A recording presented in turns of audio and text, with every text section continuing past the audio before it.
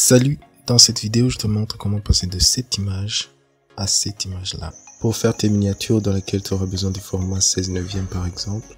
Pour pouvoir avoir de la place pour mettre du texte par exemple pour une miniature ou même une affiche. Ok, alors j'amène une autre image et on va travailler dessus. On va commencer par utiliser Adobe Photoshop 2023.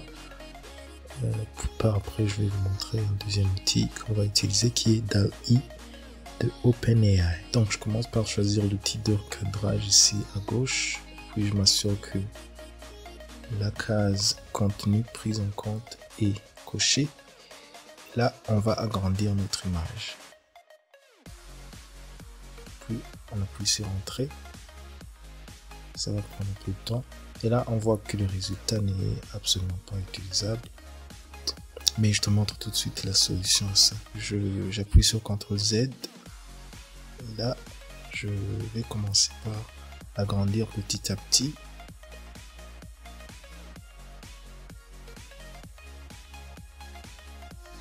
J'appuie encore sur l'outil de recadrage, puis je l'agrandis encore. J'appuie encore une fois, j'agrandis un tout petit peu. Donc, je reprends l'opération une dizaine de fois. Donc là, ça marche parce que j'ai voulu ajouter une très grande surface. Donc Adobe va vouloir considérer tout cet espace à gauche avec cette voiture. Et aussi, ça va lui demander beaucoup de travail. Donc, le résultat ne va pas être satisfaisant comme on veut. Donc, c'est pour ça qu'il faut agrandir un tout petit peu, plusieurs fois, avant d'obtenir le résultat attendu. Et là, je me trouve à 16/9 exactement. Maintenant que j'ai fini d'agrandir l'image, je choisis l'outil correcteur localisé pour venir modifier ces montagnes là en arrière, au fond. On dirait que c'est pas réaliste, une chaîne de montagnes comme ça. On va tenter de rendre ça plus réaliste en supprimant toute cette partie ici.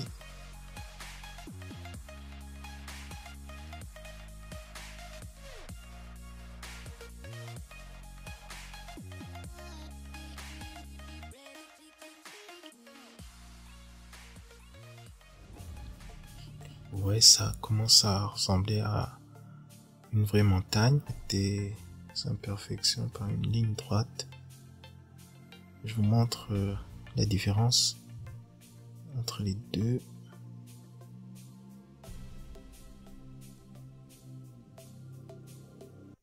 La photo originale c'est celle-ci et ce qu'on vient d'avoir avec Adobe Photoshop 2023 c'est ça.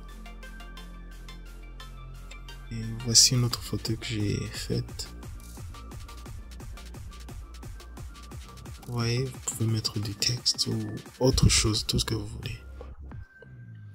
Pas nécessairement du texte, pas nécessairement le texte que j'ai mis. Maintenant, je vous montre comment utiliser DALL-E de OpenAI pour faire la même chose, mais avec...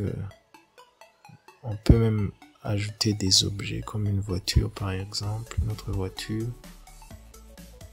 juste avec des mots.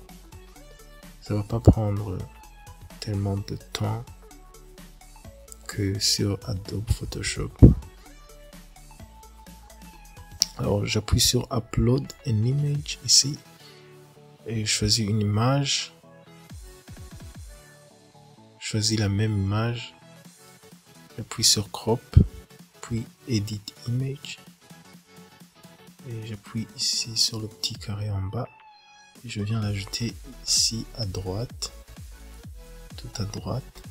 J'écris un petit texte ici pour dire à l'intelligence artificielle ce qu'il faut ajouter. On va voir ce que ça donne. Et là on voit que les propositions n'ont aucun rapport avec la première image qu'on a ici à gauche. Mais je vous montre alors comment corriger ça. Il faut alors tirer le petit carré ici vers la gauche, donc vers l'image, pour que ça rentre dans l'image. Mettre ici. Alors on essaie une deuxième fois pour voir ce que ça donne. Et voilà, les montagnes ici et la route, elle a été bien complétée. On dirait que ça a bien compris tout ce que c'est. Par contre la voiture, celle-ci on dirait que c'est pas réaliste. Bon, j'accepte quand même et je télécharge pour voir plus en détail ce que ça donne. Ici c'est bon, mais ici on voit bien que c'est pas utilisable. Bon, alors on va reprendre l'opération en utilisant un autre texte. Et la première image, la Rolls-Royce est surdimensionnée, donc ça aussi c'est pas utilisable. Là aussi, voilà, on dirait que ça va avec celle-ci. Je pourrais la prendre. Ouais, j'accepte et je télécharge. Donc vous avez vu que vous aurez de plus ou moins bons résultats selon votre prompt, donc le texte que vous avez mis, les détails que vous avez mis dans votre texte. Et l'inconvénient avec DALL-E, c'est que vous utilisez des crédits. Donc si vous avez épuisé tous vos crédits, vous aurez l'obligation d'en acheter avec de la monnaie pour pouvoir continuer à utiliser DALL-E. Vous voyez ici j'ai 26 crédits. À chaque demande que tu vas faire, tu consommes un crédit. Je pense que j'ai commencé avec 50, gratuit. Donc si les 26 crédits sont finis, je vais devoir payer si je veux continuer à l'utiliser. Sinon on peut télécharger les images des autres que les autres ont pu générer avec leur propre prompt.